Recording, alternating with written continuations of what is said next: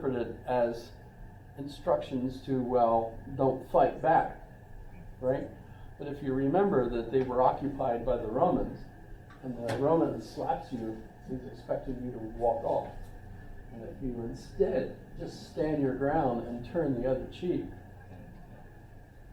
maybe that's not quite a joke, but you get the idea. This is an issue, right? And there's others. You know, let's face it. You can interpret these as jokes. There's the guy that's been beaten up, and he's lying on the side of the road, and he's been stripped and he's bloodied and robbed, and along comes a priest, and the priest sees him, but I'm not going to touch this guy, right? Walks by. Another guy comes along. He's a rabbi. I'm remembering the story. I'm old, so I'm having trouble remembering that exact story. Another rabbi comes by. You're not going to touch him. Along comes a Sadducee. No, sorry. Samaritan. Thank you. A Samaritan. And the issue with the Samaritans is the Samaritans are kind of a breakaway sect of the Jews at the time, and so no one respected them because they kind of were traitors, right?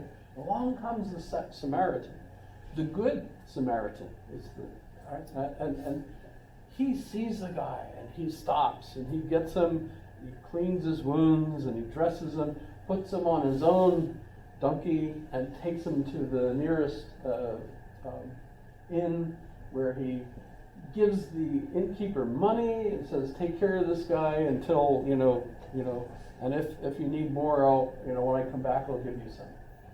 And so what does Jesus ask his audience? Who is my neighbor? Does Jesus say which one is the neighbor? No. In other words, Jesus is being just as annoying as Socrates. He asks you profound questions, sets you up, leaves you absolutely puzzled, right? Doesn't tell you the answer. They're called parables or stories, right? So if you think of it, Jesus is setting people up exactly the same way Socrates does in these kinds of stories.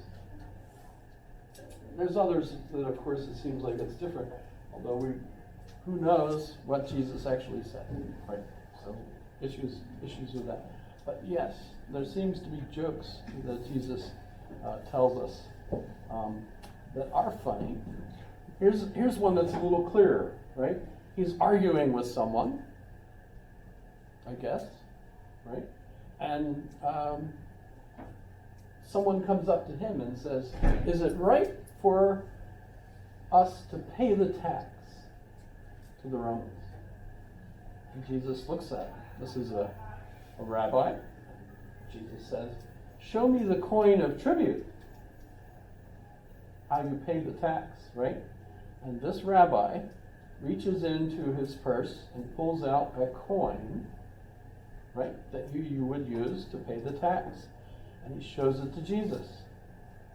And Jesus presumably takes the coin and holds it up and says, whose image is on this? And the image is Caesar. Because every Caesar had new coins made with their own image, right? And so the rabbi is breaking his own law, because you're not allowed to have graven images of other gods. And by the way, Caesar was a god, as far as the Romans were concerned, right? So the rabbi has broken the law that he teaches people to follow, right? And Jesus says, give to Caesar the things that are Caesar's, and to God the things that are God's. What does Jesus do with the coin? Pardon? I think he puts it in his own purse.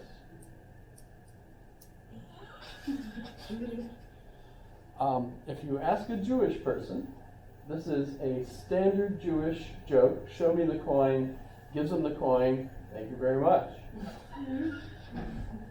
That might be a critique of Jewish people, but Jewish people are the ones that tell you that that's the joke.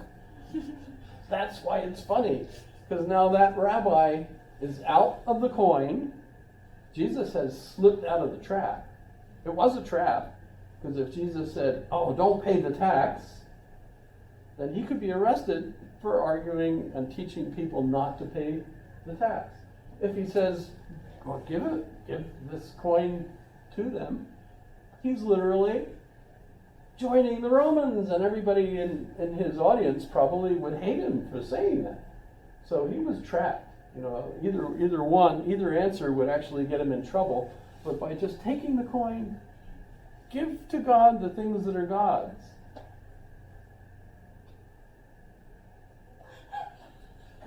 Could be funny. Apparently, the people would have laughed.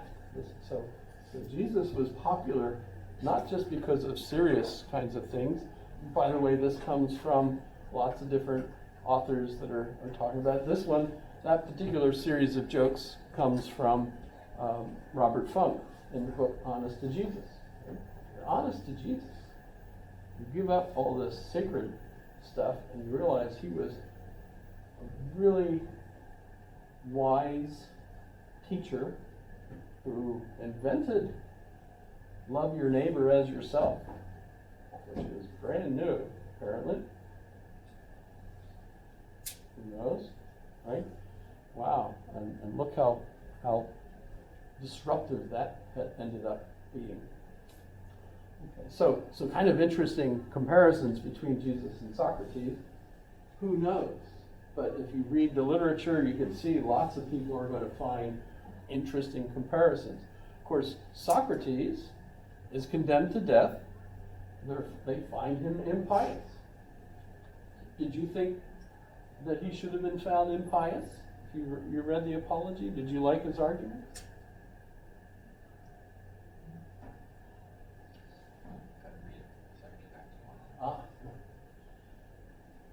Yeah. There's a book by I.F. Stone, who retired from being a newspaper reporter, and then decided he was going to spend his retirement by learning Greek, reading all of Greek philosophy, and writing his own explanations of it.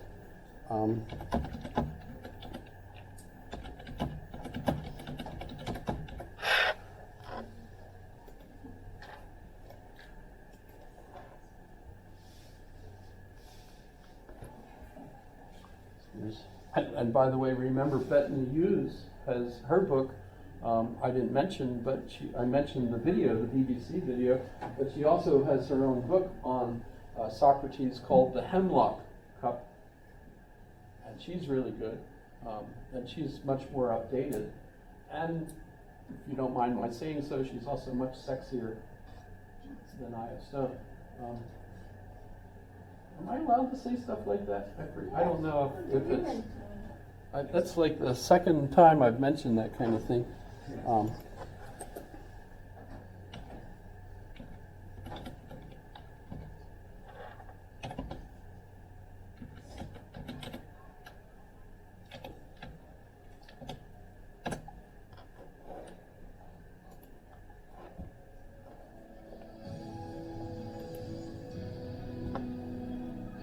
Is this not the same thing? Oh, okay, so this isn't the video that I was talking about. This is a presentation on the book, maybe.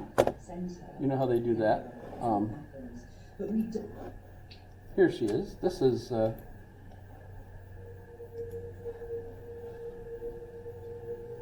Since the dawn of civilization, the forces of nature and the whims of gods held sway over humanity. But 2,500 years ago, humankind experienced a profound transformation. Suddenly, there were new possibilities. This is a time when rationality overrode superstition and belief. This is an ethic which does not rely on the gods. The world is now explained in terms of natural forces. We're now responsible for our own destiny. Upheavals across the globe sparked an ambitious vision of what humans could achieve, spearheaded by three trailblazers. Socrates, Confucius, and the Buddha, great thinkers from the ancient world whose ideas still shape our own lives. Is wealth a good thing? How do you create a just 30? How do I live a good life? By daring to think the unthinkable, they laid the foundations of our modern world. So, there are lots of sources out there to get different debatable sides of why did they kill him? What was he teaching? Was he teaching this, or was this Plato? But Plato, as we'll go on next class, and there's two dialogues that I think are important there. The one is the Meno, which I have. I mean, you could just go back, of course, to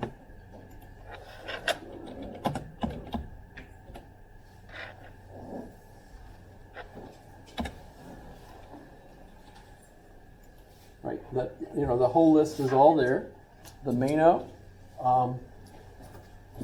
is one, and I think we go on to the Republic.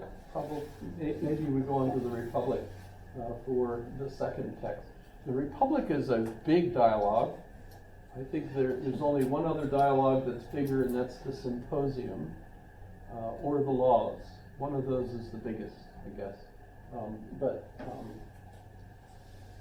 So in the Meno, which, remember, Meno seems to mean unchanging. And the focus here on the Meno is virtue. Can virtue be taught? And Plato, in inventing the ideas, as it goes from a perception, being what an idea is, to there must be something that is the object of the word, good, that is good. And the reason that we have that word. And it seems like, well, we have good pizza, we have good people, we have good ideas. What makes them all good? It must relate back to this abstract idea, which has no parts, just like a soul, right? You know, and is what kind of emanates what the good is to all of the things that we call good. And what we're trying to do when we ask these kinds of dialogues, these dialectical, problems, is trying to figure out what that good that, is kind of emanating to all of these good examples is the good. Can we get just right to that? Can we get right to the pious, to what is love? Because it seems to Plato that must be the case. There's one thing that we have to define. And did you get that from Socrates? It seems like Socrates was the one that was asking that kind of question and doing this kind of analysis of the arguments like he did with Euthyphro, right? Well, this assumes that there is such a thing as an existing idea, that, notice, ideas are not down here on the physical earth, they're up, away from us, right? So we get this idea that ideas are up, somehow eternal, unchanging. They're always there, and they're kind of emanating down, kind of like the sun shining on the earth, making us feel like we can see things. But the reason we can see things is because of the sunlight shining on it, right? So is the good something like that? And the soul, which you have as part of you, is connected to those ideas. But why is it so hard for us to know then what the good is, etc.? Right? Well, all right, we'll continue on with the Meno next class. See how Plato invents these ideas, what his arguments are for them. Anybody have any questions for me? How are we doing? Is this fun?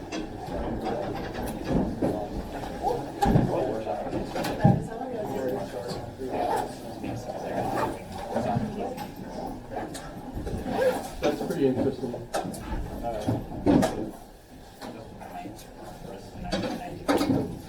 Interesting.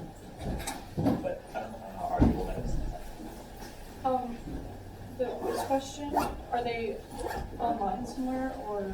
Oh, no. But I can email, how did I, actually, they are online. Let me double check though if I posted that. Probably not. It seems like I haven't posted it, so, but the quiz question, I did record it, but the quiz question for today was, if Jesus comes to your home, knocks on the door, and you know it's Jesus, and you know he's God. This is God coming to your door. Hypothetical, right? I'm not asking you to actually say, oh, yeah, I believe it totally. No.